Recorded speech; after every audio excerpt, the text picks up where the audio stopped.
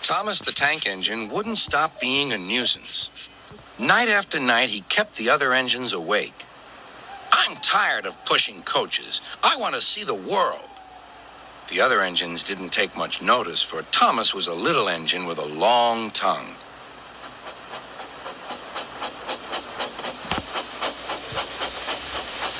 But one night, Edward came to the shed.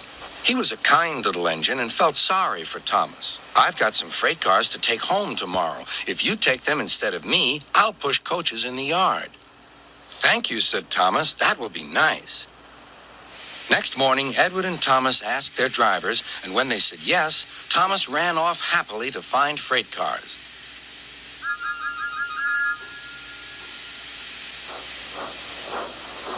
Now, the freight cars are silly and noisy. They talk a lot and don't attend to what they are doing. And I'm sorry to say, they play tricks on an engine who is not used to them.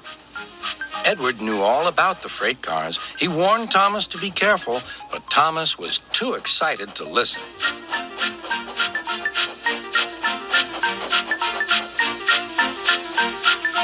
The shunter fastened the coupling, and when the signal dropped, Thomas was ready. The conductor blew his whistle. "Beep, beep," answered Thomas, and started off. But the freight cars weren't ready. "Oh, oh," they screamed. "Wait, Thomas, wait." But Thomas wouldn't wait. Come on, he puffed. "All right, don't fuss. All right, don't fuss," grumbled the cars.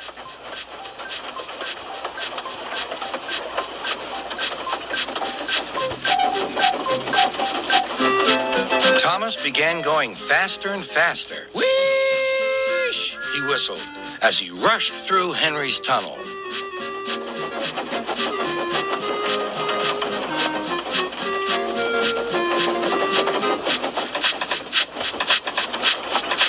"Hurry, hurry," called Thomas. He was feeling very proud of himself. But the cars grew crosser and crosser. At last, Thomas slowed down as he came to Gordon's Hill.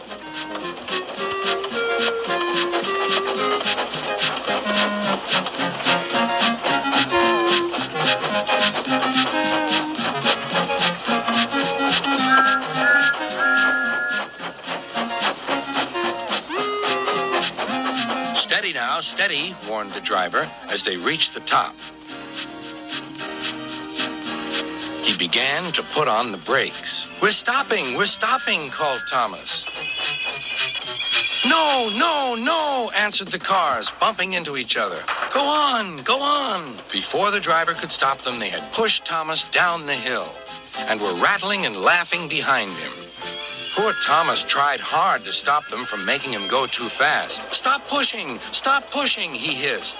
But the cars took no notice. Go on, they giggled in their silly way. "There's the station. Oh dear, what shall I do?" cried Thomas. They rattled straight through and swerved into the goods yard. Thomas shut his eyes. "I must stop." When he opened his eyes, he saw he had stopped just in front of the buffers. There, watching him, was Sir Topham Hatt. "What are you doing here, Thomas?" he asked.